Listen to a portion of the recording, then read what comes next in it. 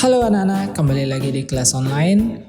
Di video kali ini kita akan mempelajari tema 3, tokoh dan penemuan, subtema 2, penemuan dan manfaatnya di pembelajaran 2 pada mata pelajaran PPKN dan SPDP. Kita mulai dari materi yang pertama ya, kewajiban. Selain memiliki hak yang sudah kita bahas kemarin di video sebelumnya, setiap orang juga memiliki kewajiban. Kewajiban harus dipenuhi agar tercipta keseimbangan antara hak dan kewajiban. Apa sih itu kewajiban? Kewajiban adalah sesuatu yang harus dilakukan agar seseorang terjamin dan terpenuhi hak-haknya. Seseorang mempunyai kewajiban, baik di sekolah, di rumah maupun di masyarakat. Kewajiban harus dilaksanakan dengan penuh tanggung jawab. Anak-anak memiliki hak, anak-anak juga memiliki kewajiban. Hal ini harus seimbang. Tidak hanya mendapatkan hak, namun anak-anak juga harus melaksanakan kewajiban. Misalkan anak-anak ingin mendapatkan sesuatu dari orang tua. Misalkan anak-anak ingin sekali diberikan sepeda. Orang tua anak-anak setuju untuk memberikan anak-anak sepeda. Namun orang tua anak-anak juga menginginkan agar anak menjadi anak yang pandai di sekolah, menjadi anak yang pintar. Sehingga anak-anak harus mematuhi nasihat dari orang tua. Kewajiban anak-anak apa? Kewajiban anak-anak ya belajar. Menjadi anak yang pintar dan pandai, giat belajar. Sehingga anak-anak mendapatkan keinginan anak-anak, yaitu sepeda. Sekarang anak-anak sudah mendapatkan sepeda. Anak-anak sudah mendapatkan hak anak-anak. Anak-anak juga masih memiliki kewajiban. Kewajiban anak-anak adalah menjaga hak anak, yaitu sepeda. Kewajiban anak-anak menjaga sepedanya agar bisa dipakai awet, ya, tidak cepat rusak. Anak-anak berkewajiban membersihkan sepedanya, mencuci, ya. Itu semua dilakukan secara bertanggung jawab. Jadi hak, kewajiban, dan tanggung jawab ini satu kesatuan. Ya, seperti yang sudah kita bahas sebelumnya di video sebelumnya. Nah, kewajiban ini anak-anak miliki, wajib lakukan baik di sekolah, di rumah, maupun di masyarakat. Apa-apa saja sih kewajiban kita? Terutama anak-anak di rumah, di sekolah, maupun di masyarakat. Pertama, kewajiban anak di rumah. Ini beberapa saja ya. Sebenarnya banyak sekali kewajiban anak di rumah. Dan berbeda-beda tergantung kita di rumah ya. Secara umum di rumah, kewajiban anak-anak adalah membantu orang tua anak-anak di rumah. Seperti contohnya menyapu, merapikan kamar anak-anak sendiri, dan mencuci baju anak-anak sendiri. Nah, Bapak yakin ada dari beberapa kalian yang sudah melakukan kewajibannya tanpa diminta, tanpa disuruh.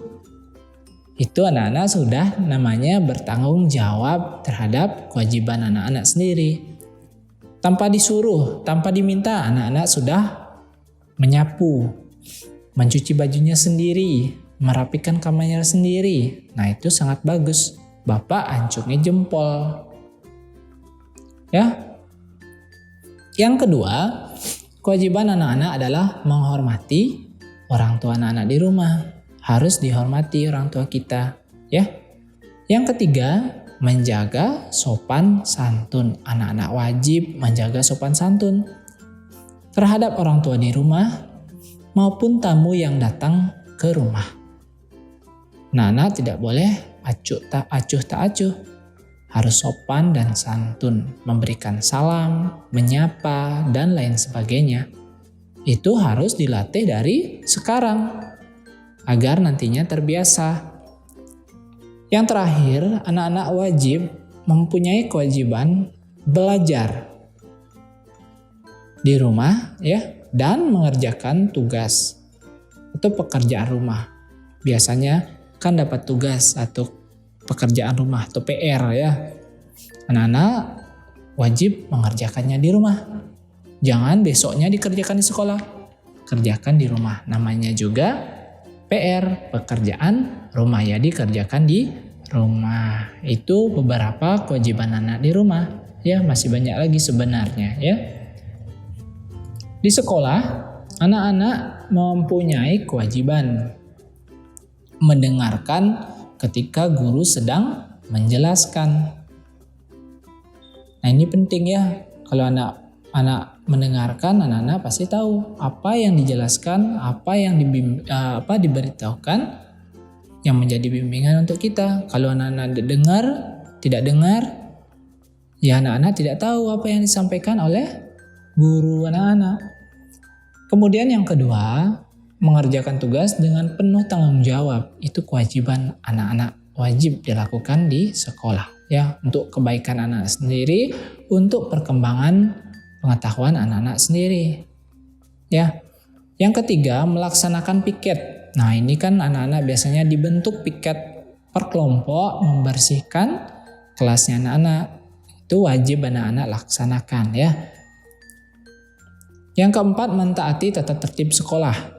Apapun tata tertib di sekolah, itu semua adalah didikan atau pendidikan, keseharian, disiplin.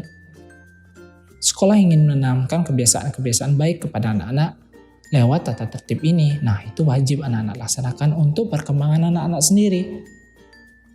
Dan yang terakhir adalah belajar dengan tekun. Itu kewajiban anak-anak di sekolah yang paling utama ya. Tujuan utama anak-anak sekolah adalah untuk mendapatkan pendidikan dan belajar dengan tekun.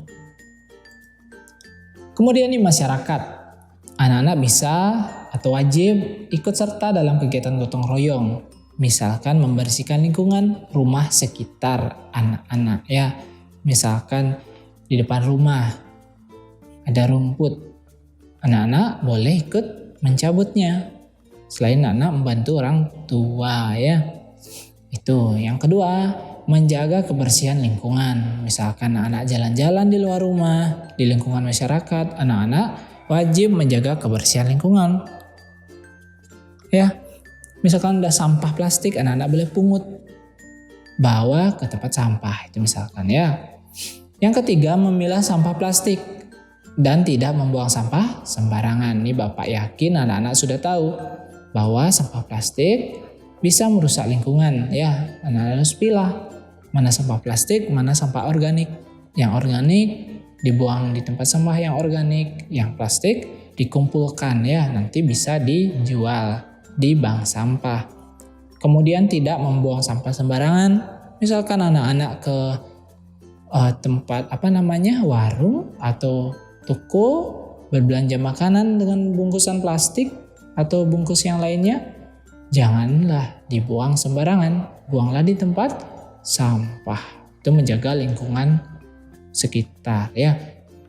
Yang keempat, menjaga hubungan baik antar tetangga. Nah, dalam topik ini anak-anak menjaga hubungan baik dengan teman-teman anak-anak misalkan ya. Jangan sampai terjadi konflik ya, permusuhan. Nah, itu wajib anak-anak lakukan di lingkungan masyarakat. Oke, kita lanjut ya. Ini adalah setelah kita mempelajari kewajiban, kita mempelajari tentang interval nada. Nah, ini sudah Bapak bahas di video sebelumnya. Kita membahas tentang interval nada pada lagu dan juga berlatih menyanyikan lagu yang berjudul Mariam Tomong. Itu ada di buku anak-anak di tema 3. Anak-anak bisa lihat di sana ada teksnya dan anak-anak sudah belajar menyanyikannya. Juga kita sudah di video sebelumnya melakukan atau berlatih solmisasi, membaca solmisasi ya. Di sini anak-anak mengingat kembali bahwa interval nada itu dari do sampai ke do, yaitu do, re, mi, fa, sol, la, si, do, itu ada jaraknya. Ya, kemarin kita belajar bahwa itu nada do ke re itu ada jarak satu nada. Re ke mi satu nada, kemudian mi ke fa ada setengah nada, fa ke sol satu nada, sol ke la satu nada, la ke si itu ada satu nada, si ke do itu ada setengah nada. Ya. Nada do selain dilambangkan dengan not angka yaitu 1, juga dilambangkan dengan huruf yaitu C. Ya. Kalau dengan angka itu 1, 2, 3, 4, 5, 6, 7, 1 dengan titik di atasnya karena nada do ini lebih tinggi daripada ini. Kalau nada huruf, tangan nada huruf ya, tadi not angka, ini not hurufnya C, D, E, F, G, A, B, C. Ya, C, D, E, F, G, A, B, C. Nah, seperti itu ya. Nah, di sini kita akan belajar bahwa interval nada itu dibagi menjadi 2. Nah, yang kemarin anak-anak belajar yaitu nada diatonis mayor. Nah, lagi satu ada nada yang disebut nada diatonis minor.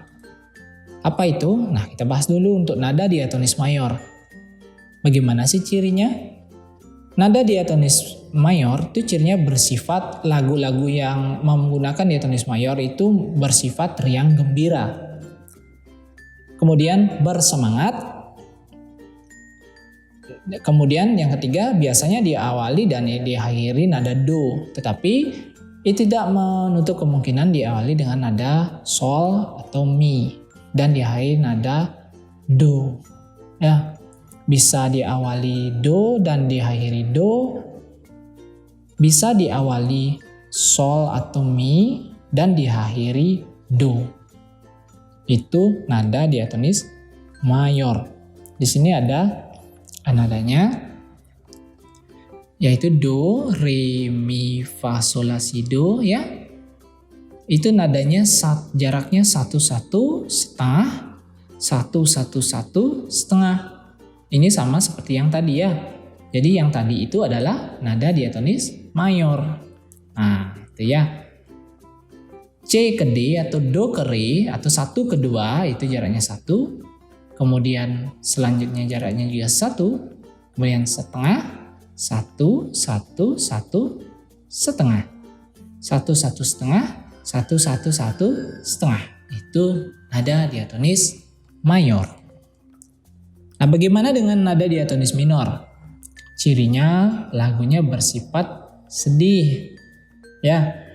Kemudian lagunya kurang bersemangat. Melodi lagu diawali dan diakhiri nada la. Tetapi tidak menutup kemungkinan diawali nada mi dan diakhiri nada la. Nah, di sini ada tengah nadanya ya. Itu jaraknya kalau tadi 1, 1, 1 setengah, 1, 1, 1 setengah. Nah, ini beda. Jaraknya 1 setengah, 1, 1 setengah, 1, 1. Karena apa? Nadanya berubah. Ya, kalau tadi do, re, mi, fa, sol, la, si, do. Ini beda ya. La, si, do, re, mi, fa, sol, la. Nah, itu beda. Diawali nada la, diakhiri nada la. Namun nada dari do sampai la ini itu lebih tinggi. Lihat titik di atas angkanya ya. Kalau titiknya di atas angka itu nadanya lebih tinggi. Kalau di bawah angka lebih rendah. Ya, coba perhatikan sebelumnya. Nah, ini diatonis mayor ya. Lihat ini nadanya dari do ke do ya. Do, re, mi, fa, sol, la, si, do. Do ini lebih tinggi dari do ini karena ada titik di atasnya. Ya, kalau diatonis minor itu dimulai dari nada la. La, si, do, re, mi, fa, sol, la. Nah, kurang lebih seperti itu. Ya, paham anak-anak? Iya, dari nada la ke si itu satu. Ya, si ke do itu setengah. Ya, do ke re satu, re ke mi satu, jaraknya mi ke fa setengah, fa ke so. Terus satu, ya so ke la itu satu. Itu diatonis minor. Cirinya tadi ya, pas sedih, kurang bersemangat. Oke? Nah, menurut Nana Mariam Tomong lagu ini ya, dari Tapanuli itu menggunakan nada diatonis mayor apa minor? Iya, betul sekali, diatonis mayor. Karena dia bersifat apa? Gembira ya lagunya. Oke? Ya. Nah, anak bisa melatih lagi lagu Mariam Tomong ini, bisa dinyanyikan kembali ya secara mandiri. Ya, dicoba.